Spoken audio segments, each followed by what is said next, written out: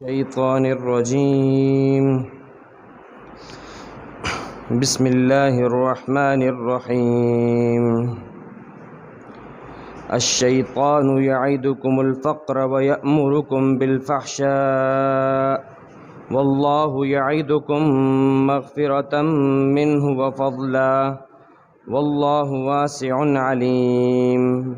يؤتي الحكمة من يشاء ومن يؤت الحكمة فقد أوتي خيرا كثيرا وما يذكر إلا أولو الألباب.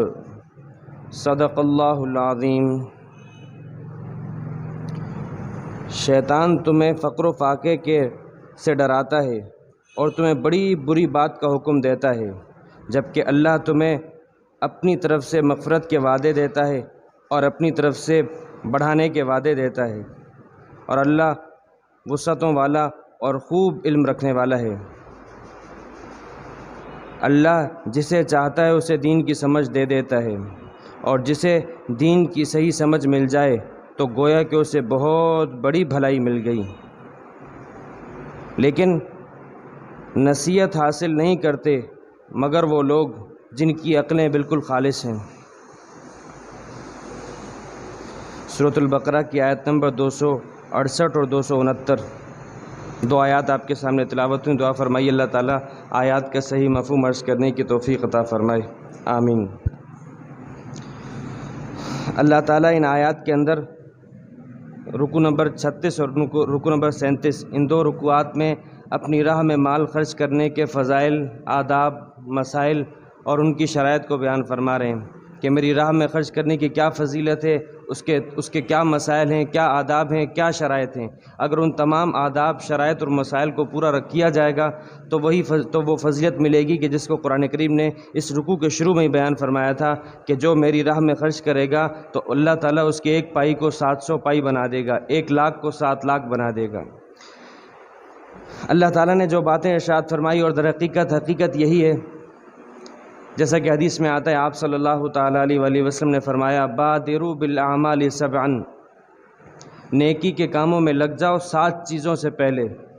7 چیزیں آنے سے پہلے نیکی کے کاموں میں لگ جاؤ. ایسا نہ ہو اگر وہ 7 چیزیں آ جائیں گی تو پھر تم نیک کام نہیں کر سکو گے، کیونکہ پھر نیک کام کرنے کی تمہارے اندر طاقت نہیں رہی ہوگی، صلاحیت نہیں رہی ہوگی. فرمایا سب سے پہلے ایسی مالداری کے آنے سے پہلے جو مالداری تمہیں سرکشی میں ڈال دے. اتنا پیسہ آ گیا جس پیسے کے بعد وہ پیسہ سنبھلنے کو نہیں سنبھلتا، وہ پیسہ اللہ کی نافرمانی میں خرچ ہو رہا ہے، فحاشی اور یعنی بے حیائی میں خرچ ہو رہا ہے. تو جب ایسا مال آئے گا تو وہ جب سرکش بنا دے گا تو تمہیں خیال ہی نہیں آئے گا نیکی کا. لہٰذا ایسی مالداری کے آنے سے پہلے اللہ کی راہ میں اللہ کی بارگاہ میں اپنے نیک اعمال کے ہدیے پیش کر دو. دوسری چیز ایسی فقر و فاقہ جو کہ تمہیں سب کچھ بھلا دے گا، تمہیں دن رات، صبح شام، بیوی بچے سب کچھ بھلا دے گا. ایسے فقر و فاقے سے پہلے نیک کام کر لو، کیونکہ اگر ایسا فقر و فاقہ آ گیا تو پھر تمہیں ہوش نہیں رہے گا. تم اسی فقر و فاقے کی وجہ سے یا تو حرام کی طرف چلے جاؤ گے، یا اگر حلال پہ بھی آؤ گے تو اتنی محنت کرنی پڑے گی اس کے لیے کہ ہو سکتا ہے تمہیں کسی اور کام کا موقع نہ ملے. تو سب سے پہلی چیز کیا؟ ایسی مالداری جو تمہیں سرکشی میں مبتلا کر دے، اس سے پہلے نیک کام کر لو. ایسا فقر جو تمہیں دنیا معافیہ سب کچھ بھلا دے گا، اس سے پہلے نیک کام کر لو. فرمایا ایسے بڑھاپے سے پہلے نیک کام کر لو جو بڑھاپا تمہیں سٹھیا دے گا. اس بڑھاپے کے اندر تمہیں کسی قسم کی کوئی سدھ نہیں رہے گی، نہ تمہارے منہ میں دانت ہوں گے، نہ پیٹ میں آنت ہوگی. جو کھاؤ گے تو چبا نہیں سکو گے، اور اگر اتر گیا تو ہضم نہیں کر سکو گے. تو اس وقت سے پہلے اپنے اس وقت کو قیمتی بنا کے نیک کام کر لو. پھر فرمایا کہ تو ایسا بڑھاپا جو کہ تمہیں سٹھیا دے، اور فرمایا ایسی بیماری سے پہلے جو تمہیں بالکل بیکار و مددگار بنا دے، تو ایسی بیماری سے پہلے بھی نیک کام کر لو. پھر فرمایا کہ دجال کے آنے سے پہلے نیک کام کر لو. کیوں؟ کیونکہ وہ آ گیا تو وہ ایک ایسا فتنہ ہوگا کہ جس کی زندگی میں وہ فتنہ آ گیا تو اس سے بچنا یہ بہت ہی مشکل ہو جائے گا۔ اتنا بڑا فتنہ ہے دجال کا کہ انبیاء علیہم الصلوۃ والسلام نے، ہر نبی نے اس فتنے سے بچایا ہے۔ خود صحابہ کرام فرماتے ہیں اللہ کے رسول صلی اللہ تعالیٰ علیہ وآلہ وسلم نے ہمیں دجال سے اتنا ڈرایا کہ اللہ کے نبی خود ڈر گئے۔ خود آپ کے اندر سے ڈر محسوس ہوتا تھا کہ جب آپ کوئی بات کرتے تو پتہ چلتا تھا کہ دجال کتنی خطرناک چیز ہوگی۔ پھر فرمایا 7ویں چیز یہ بیان فرمائی کہ قیامت کے آنے سے پہلے نیک کام کرو۔ اگر قیامت آ گئی تو بہت کڑوی ہوگی، بہت سخت ہوگی، بہت اندھیرے والی ہوگی، اس سے پہلے نیک کام کر لو۔ اب نیکی کے کام اس کے اندر بہت وسعت ہے، وہ جسمانی بھی ہیں، مالی بھی ہیں، اور ایسے بھی ہیں جس میں جسم اور مال دونوں خرچ ہوتے ہیں۔ تو اللہ تعالیٰ یہاں جس نیکی کے کام کو ذکر کر رہے ہیں وہ فرماتے ہیں کہ تم اللہ کی راہ میں خرچ کر لو۔ یہ ایک ایسا موقع ہے پھر کبھی ہاتھ نہیں آئے گا۔ یہ ایک ایسی چیز ہے کہ جس کے ذریعے سے تم اللہ تعالیٰ کو بآسانی راضی کر سکتے ہو، جس کے ذریعے سے تمہاری ایک پائی 700 پائی بن سکتی ہے۔ تو اس کو جو ہے قیمتی بنا لو۔ لیکن آگے جو آیات آ رہی ہیں اس میں اللہ تعالیٰ اس بات کو بیان فرما رہے ہیں کہ اس کو اس طرح سمجھیے کہ در حقیقت مال کے خرچ کرنے میں دو چیزیں رکاوٹ بنتی ہیں، دو چیزیں دشمن بنتی ہیں، جو کہ ایک شیطان اور دوسرا انسان کا نفس۔ خود انسان، قرآن کریم نے خود فرمایا وَأُحْضِرَتِ الْأَنفُسُ الشُّحَّ، ہم نے انسانوں کا نفس ایسا پیدا کیا ہے کہ یوں سمجھ لو کہ اس کے اندر بخل کو، کنجوسی کو رکھ دیا ہے۔ لیکن اصل حکمت کا اصل حکیم وہی ہوگا جو کہ اس بخل کے عنصر کو دبا لے اور اللہ کی راہ میں خرچ کر لے۔ تو ایک تو انسان کی راہ میں رکاوٹ بنتا ہے اس کا نفس، دوسرا سب سے بڑا اس کا جو رکاوٹ بنتی ہے وہ شیطان بنتا ہے۔ تو اللہ تعالیٰ آگے کی آیات میں یہ بتا رہے ہیں کہ شیطان کس طریقے سے تمہاری راہ میں رکاوٹ بنے گا۔ تو فرمایا الشیطان یعدکم الفقر ویأمرکم بالفحشاء۔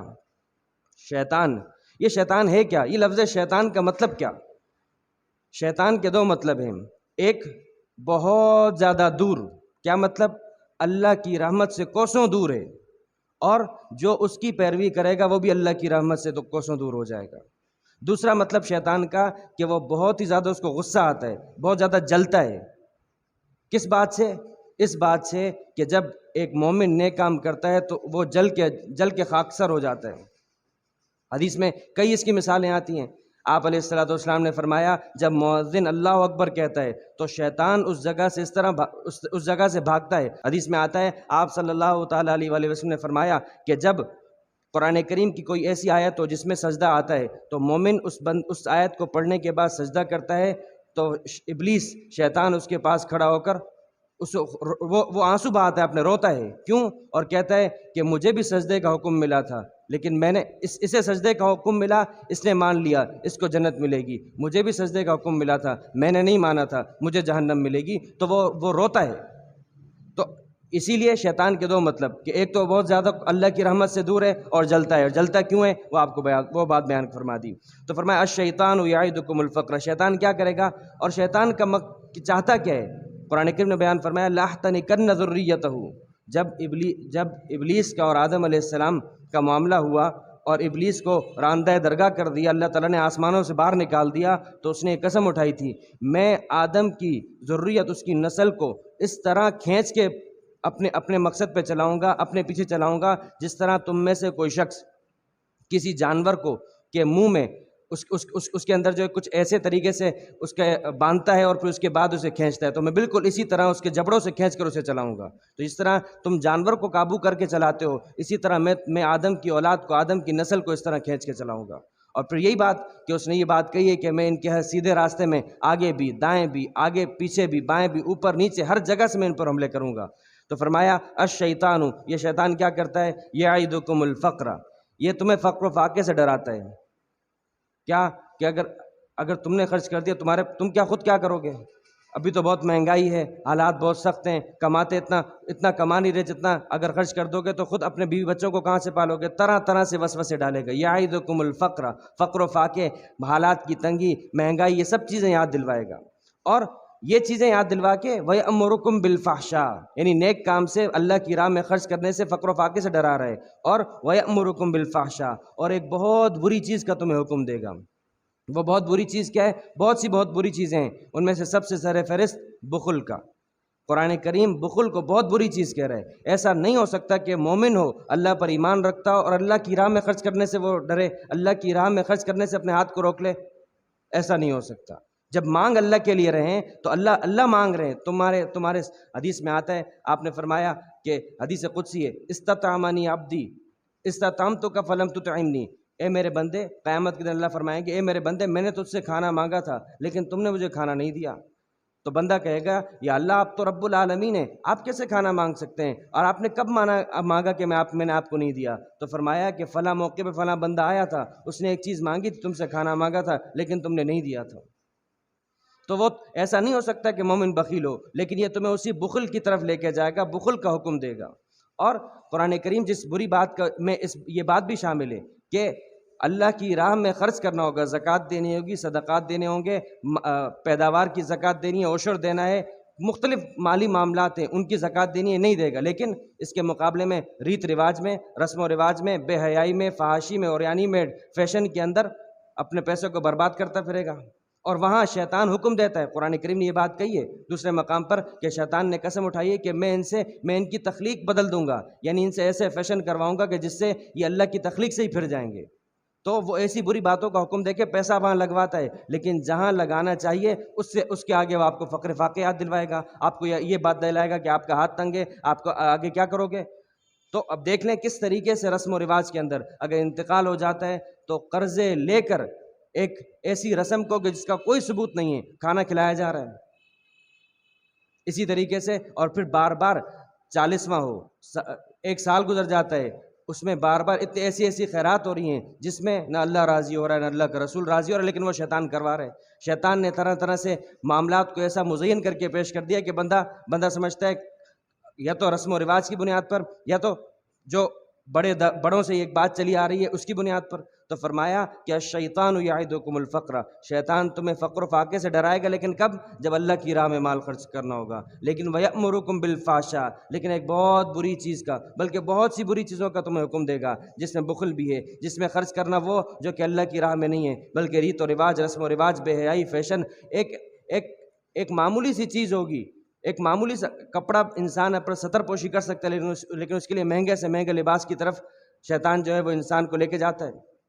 تو اللہ فرماتے ہیں یہ تو شیطان کا معاملہ ہے، لیکن اس کے مقابلے میں واللہ یعدکم مغفرۃ منہ وفضلا، لیکن اللہ تعالیٰ تمہیں وعدے دلاتا ہے۔ دیکھو شیطان تمہیں فقر و فاقے کے وعدے دلا رہا ہے، میں تمہیں وعدے دلاتا ہوں کس چیز کے؟ مغفرۃ منہ، کہ تم خرچ کر لو، میں تمہیں بخش دوں گا، تمہارے جو گناہ ہوں گے اس کی بخشش تمہارے میری راہ میں مال خرچ کرنے سے ہوگی۔ حدیث میں آتا ہے آپ علیہ الصلوۃ والسلام نے فرمایا الصدقۃ تطفئ غضب الرب کما تطفئ الماء النار، کہ صدقہ اللہ کی راہ میں خرچ کرنا وہ اللہ کے غضب کو بجھا دیتا ہے، جیسا کہ پانی آگ کو بجھا دیتے، پانی آگ کو بجھا دیتا ہے، بالکل اس طرح صدقہ کرنا اللہ کی ناراضگی کو بجھا دیتا ہے۔ اور اللہ کی ناراضگی اصل میں کیا ہے؟ اللہ کی نافرمانی۔ اللہ کی نافرمانی کیا ہے؟ اللہ کی نافرمانی وہ درجت گناہ ہے، اور گناہ جہنم کا حقدار بناتے ہیں۔ جہنم آگ ہے، آگ کا دشمن پانی ہے، تو تم صدقہ دو، چاہے وہ فوار کی طرح ہو، چاہے وہ بڑی بارش کی طرح ہو، تم صدقہ دو تو اگر تم سے جو گناہ ہو رہے ہیں، جو تمہیں جہنم کا حقدار بنا رہے ہیں، اس آگ کو یہ پانی، یہ صدقہ بجھا دے گا۔ تو الصدقۃ تطفئ غضب الرب، صدقہ تمہارے رب کے غضب کو بجھا دیتا ہے جیسا کہ پانی آگ کو بجھا دیتا ہے۔ تو اللہ فرماتے ہیں تم خرچ کرو، میں اس کے بدلے میں تم سے مغفرت کے وعدے کرتا ہوں، اور صرف یہی نہیں کہ مغفرت ہوگی، وفضلا، اور بہت سی اضافی چیزیں تمہیں دوں گا، بہت بڑھا کر دوں گا۔ تو بڑھا کر دینا اگر آخرت میں ہے تو وہ یہی ہے کہ 1 روپے کو 700 روپے بنا دیں گے، اور دنیا کے اندر بھی اللہ بڑھا کر دیتے ہیں۔ تین طرح سے اللہ تعالیٰ عام طور سے جو اللہ کی راہ میں مال خرچ کرتا ہے اسے بڑھاتے ہیں۔ ایک تو یہ کہ اللہ تعالیٰ اس کے لیے رزق کا ایک ایسا غیبی انتظام فرما دیتے ہیں کہ جہاں اس کا وہم و گمان نہیں جا سکتا۔ اور رزق صرف یہی نہیں ہے کہ آپ کے پاس پیسہ ہے، رزق یہی ہے کہ آپ کو صحت مل جائے، آپ کو عافیت مل جائے، آپ کا مال پیسہ کسی فضول جگہ خرچ نہیں ہو رہا، یہ ایک بہت بڑی علم مل جائے تو یہ بھی اللہ کا رزق ہے۔ دوسری چیز جو ایک مال خرچ کرنے والے کو اللہ تعالیٰ عطا فرماتے ہیں وہ یہ دنیا کے اندر اللہ تعالیٰ اس کے مال میں برکت ڈال دیتے ہیں، یعنی تھوڑا سا پیسہ اس کی کئی ضروریات کو پورا کر دے گا۔ اور پھر اس سے بڑھ کر اللہ تعالیٰ اس کے لیے دنیا کے اندر قبولیت رکھ دیتے ہیں۔ تو فرمایا یہ ایک ایسی چیز ہے جس میں اللہ تعالیٰ تمہیں بڑھا دیتا ہے۔ اور پھر ایسے بہت سی سیرت میں صحابہ کرام کے واقعات ہیں۔ صحابی عبداللہ بن جعفر رضی اللہ تعالیٰ عنہ، آپ صلی اللہ تعالیٰ علیہ وآلہ حضرت علی رضی اللہ عنہ کے بھتیجے ہیں، بڑے سخی صحابی تھے، بڑے ہی ان کی سخاوت کے واقعات بہت زیادہ مشہور ہیں۔ لیکن ایک موقع پہ وہ اپنی زمینوں کا حال حوال دیکھنے کے لیے اپنے مدینہ سے باہر نکلے تو دیکھا کہ ایک بچہ ہے جو ایک باغ میں اس نے دن بھر کام کیا، لیکن اس کو دن بھر کام کرنے کے بعد اس کے مالک نے اسے آ کے 3 روٹیاں دی ہیں۔ وہ بچہ 3 روٹیاں کھانے کے لیے بیٹھا، اتنے میں کتا آیا، اس نے کتے کو 1 روٹی دی، اس نے کھا لی، دوسری دی، دوسری بھی کھا لی، تیسری دی، تیسری بھی کھا لی۔ عبداللہ بن جعفر رضی اللہ تعالیٰ نے جب یہ دیکھا تو فوراً ہکے بکے رہ گئے، فوراً اٹھ کے اس بچے کے، اور حبشی بچہ تھا، آ کے اس سے پوچھا بیٹا تمہاری آج کی پورے دن کی پونجی کیا تھی؟ تو کہا میری یہی 3 روٹیاں تھیں۔ تو کہا تم نے یہ تینوں کی تینوں اس کو دے دیں؟ تو کہا میں نے اس لیے دی کیونکہ یہ علاقہ ایسا نہیں ہے یہاں پر کتے ہوں، یہ کتا بہت بھوک کے عالم میں، اس لیے بہت بھوک ہے، اس لیے بہت دور سے آئے، اس علاقے میں کتے نہیں ہوتے۔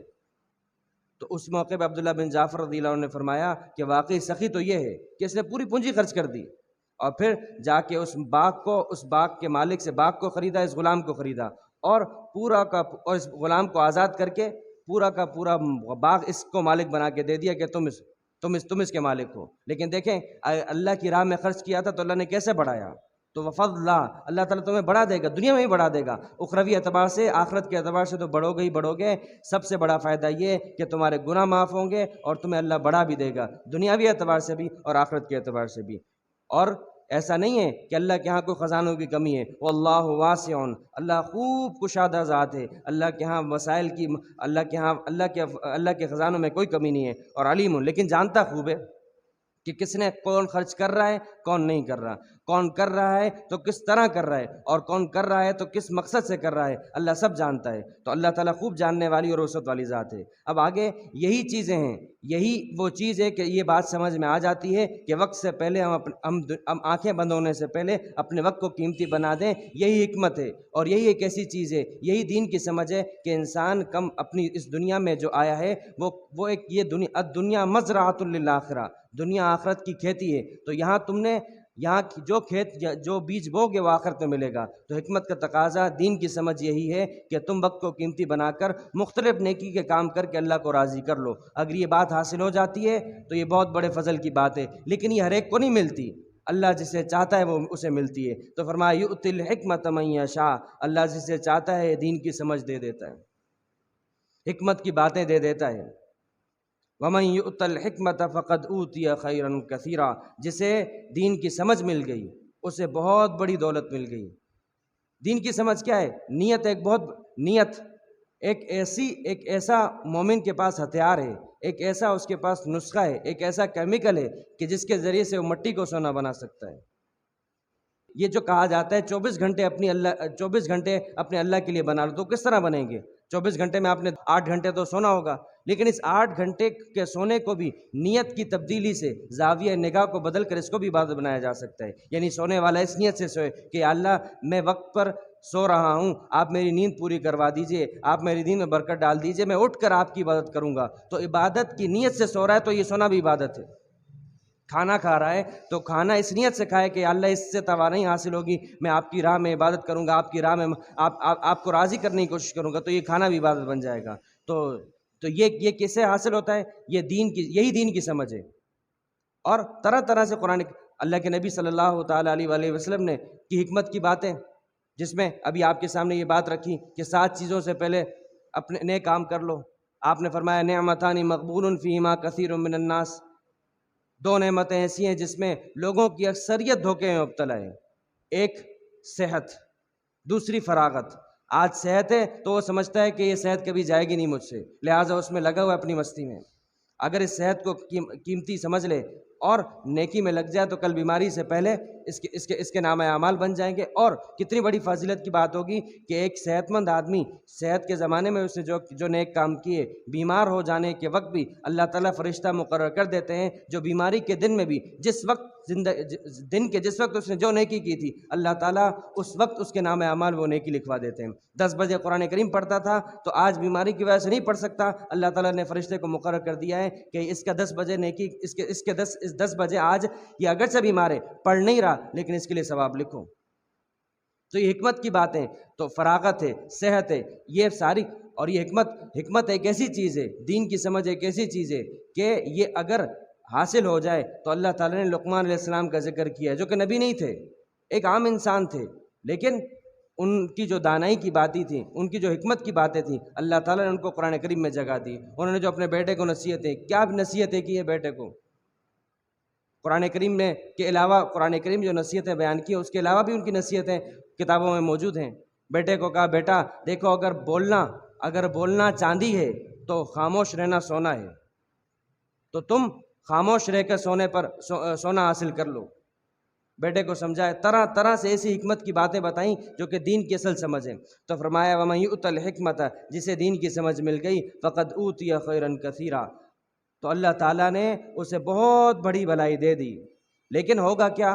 وَمَا يَذَّکَّرُ إِلَّا أُولُو الْأَلْبَابِ، ہماری یہ دین کی سمجھ کی باتیں جو لوگوں ہی کے فائدے کی ہیں، انہی کے نفع کی ہیں، یہ باتیں انہی لوگوں کو سمجھ میں آتی ہیں جن کی عقلیں خالص ہوتی ہیں، جو صحیح مغز والے ہوتے ہیں، جن کے اندر ادھر ادھر کے خواہشات، ادھر ادھر کی نفسانیت سے خالی ہوں گے، ان کے دماغ انہی کو یہ نصیحتیں، انہی کو یہ حکمت فائدہ دیتی ہے۔ وَمَا يَذَّکَّرُ إِلَّا أُولُو الْأَلْبَابِ، لیکن ہماری ان باتوں سے نصیحت حاصل نہیں کرتے مگر وہ لوگ جن کی عقلیں خالص ہوں گی۔ تو جو دین پہ لگا ہوا ہے، جو اللہ کو راضی کر رہا ہے، اللہ نے کہ نبی نے کیا فرمایا؟ الکیس من دان نفسہ، عقل مند وہ ہے کہ جس نے اپنے نفس کو، اپنی خواہشات کو تابع بنا دیا اپنا، یعنی ان کو اپنا غلام بنایا، خود ان کا غلام نہیں بنا، اور آخرت کے لیے تیاری شروع کر دی۔ لیکن کمزور اور بے وقوف آدمی وہ ہے کہ جس نے نفس کو اپنے اوپر حاوی کر دیا ہے، خواہشات کو اپنے اوپر حاوی کر دیا ہے، اور اللہ پر آس لگائے بیٹھا ہے کہ اللہ چاہے، اللہ کی ذات بڑی غفور الرحیم ذات ہے، اللہ بخش دے گی۔ یہ عقل مندی نہیں ہے۔ عقل مندی یہ ہے کہ وقت کو قیمتی بنا کے اپنے اللہ کو راضی کر لیا جائے۔ تو یہی اصل عقل مندی ہے۔ وما یذکر الا اولو الالباب، نصیحت حاصل نہیں کرتے ہماری ان باتوں سے مگر وہ لوگ جو عقل والے ہیں۔ اللہ تعالیٰ عمل کی توفیق عطا فرمائے۔ وآخر دعوانا الحمد للہ رب العالمین۔ اللہم لک الحمد کلہ ولک الشکر کلہ، اللہم لا احصی ثناء علیک انت کما اثنیت علی نفسک۔